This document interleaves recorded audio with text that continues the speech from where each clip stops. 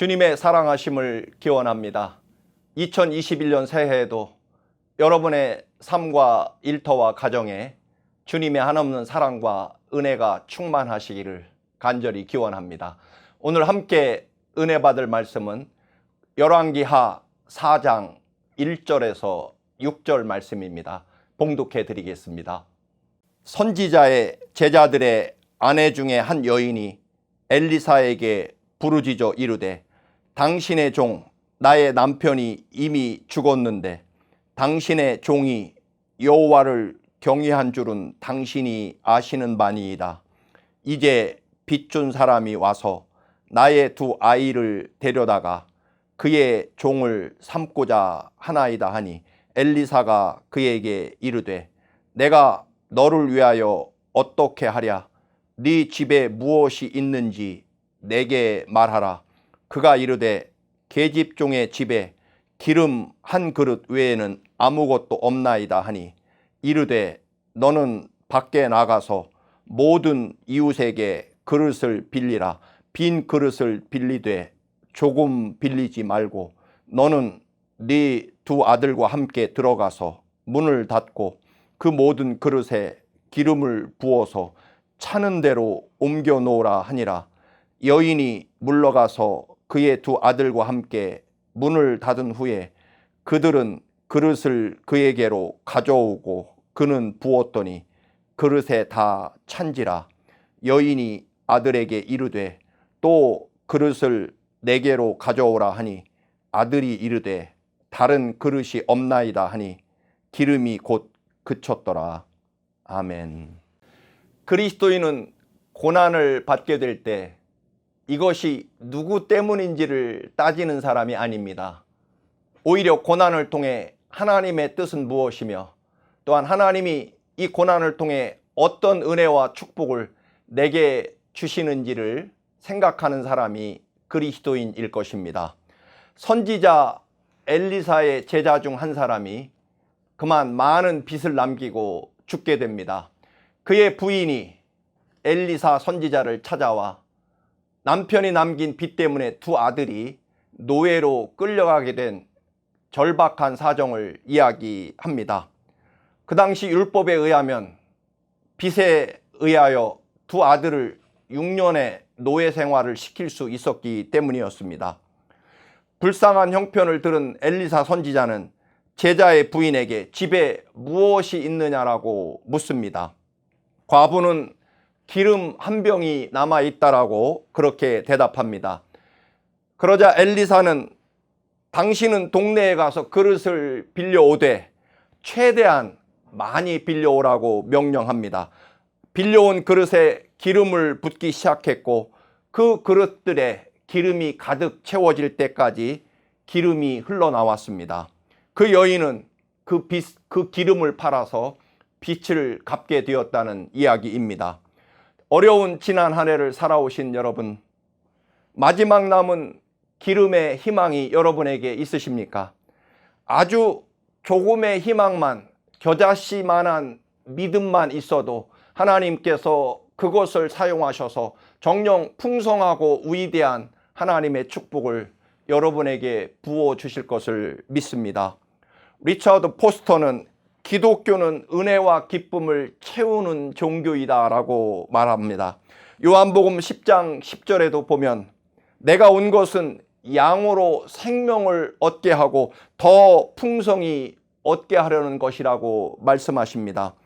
이 여인이 조그만 남겨진 기름을 가지고 빚을 갚고 엄청난 축복으로 채워진 것처럼 여러분, 우리도 하나님을 향한 조금의 믿음과 희망을 가지고 있다면 우리의 삶에도 당연히 그 말씀 그대로 희망과 구원의 역사와 축복으로 채워질 것입니다. 돈이 없어서 아들이 노예로 끌려가게 되었습니다. 그래서 이 여인에게 가장 심각하고 중요하게 필요한 것은 돈이었습니다. 엘리사 선지자는 그런데 그 여인에게 이웃에게 가서 집집마다 그릇을 빌려오라고 합니다. 조금 빌리지 말고 많이 빌려오라고 명령을 하게 됩니다. 여러분, 사실 순종하기 쉽지 않은 명령입니다. 왜냐하면 이 여인에게 가장 절박하고 급한 것은 돈이었기 때문입니다. 그래서 현재 닥친 이 경제적인 어려움은 사실은 그릇과는 별반 관계가 없을 것입니다.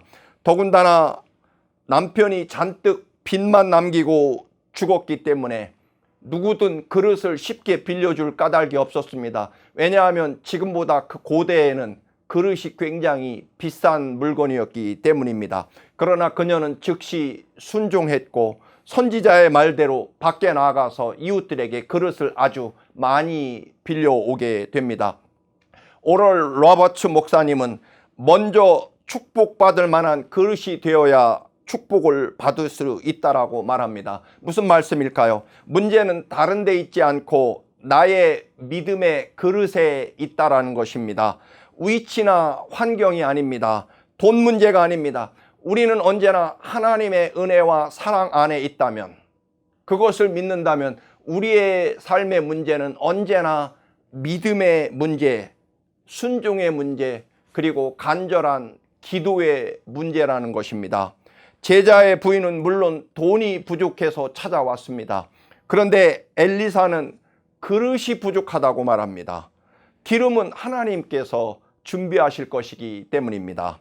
지금 우리에게 이 어려운 시대지만 사실은 분명코 순종과 믿음과 성령 충만이 필요하다는 것입니다.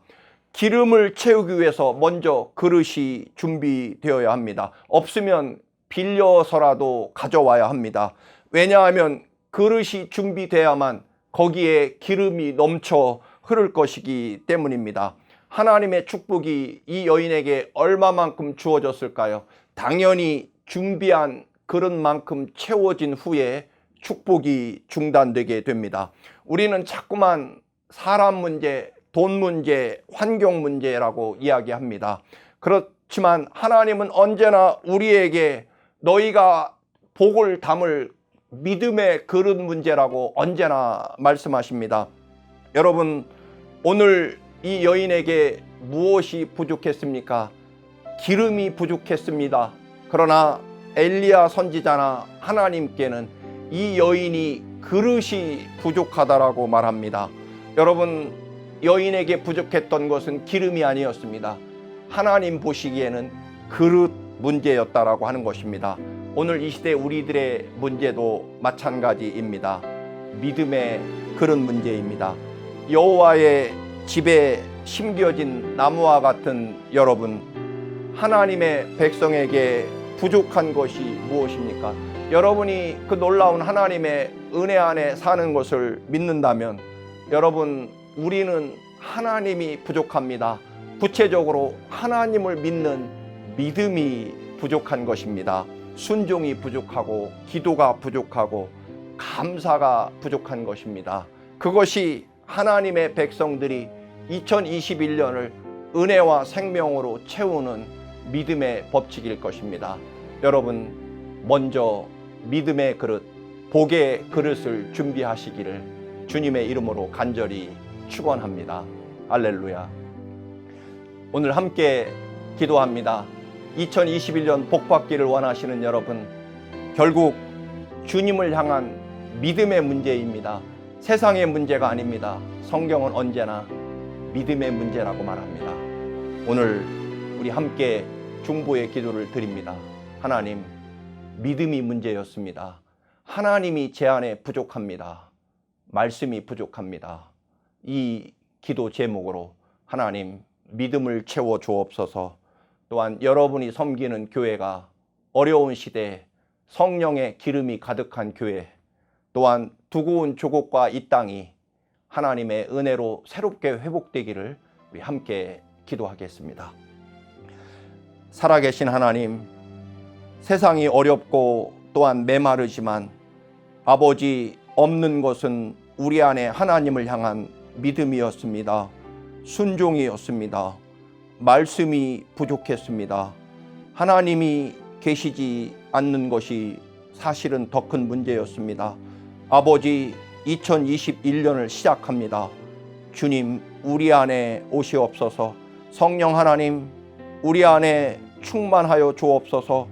아버지, 그리하여 우리의 믿음을 채워 주옵시고 우리에게 말씀을 채워 주옵시고 순종으로 채워 주옵시고 기도가 부족합니다. 아버지, 기도하게 하시고 아버지 하나님, 찬양이 부족합니다. 찬송하게 하시고 아버지, 감사가 부족합니다. 감사하게 하옵소서. 그리하여 날마다 우리에게 주님이 이루실 역사와 은혜를 바라보며 희망을 갖게 하시고 그 희망의 기름이 하나님의 손에 들려지고 또한 우리는 믿음으로 아버지 그릇을 준비함으로 하나님이 넘치도록 채우시고 부어주시는 그 놀라운 은혜와 축복이 2021년 넘치게 하옵소서. 기필코 이 모든 어려움과 메마름이 주님이 부어주시는 은혜로 넘쳐 흐르게 하시고 소생하게 하시고 회복하게 하옵소서. 그리하여 먼저 이 일을 이룰 수 있도록 우리의 믿음이 회복되게 하시고 말씀이 새로워지게 하시고 또한 순종으로 나아가게 하옵소서. 주님의 몸된 교회, 하나님 주님의 보혈의 피로 세우신 교회를 여전히 세우시고 또한 여전히 부흥시켜 주옵시고 여전히 새롭게 하여 주옵소서. 참으로 분열과 갈등으로 점철된 두고온 조국과 또한 이 땅 미국을 위해 함께 기도합니다. 우리들이 살아가고 사명을 감당해야 될 이 땅과 또 두고온 조국이 서로 하나이 되고 사랑으로 믿음으로 굳건히 뭉쳐져서 다시금 하나님 나라 역사와 영광을 위하여 아버지 일어서게 하시고 더욱 큰 하나님의 거룩함을 이루어내는 2021년 새해가 되게 하옵소서.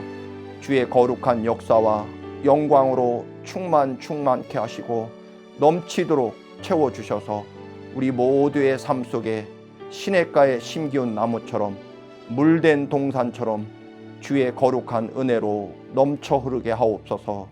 주 예수 그리스도의 이름으로 기도드리옵나이다. 아멘.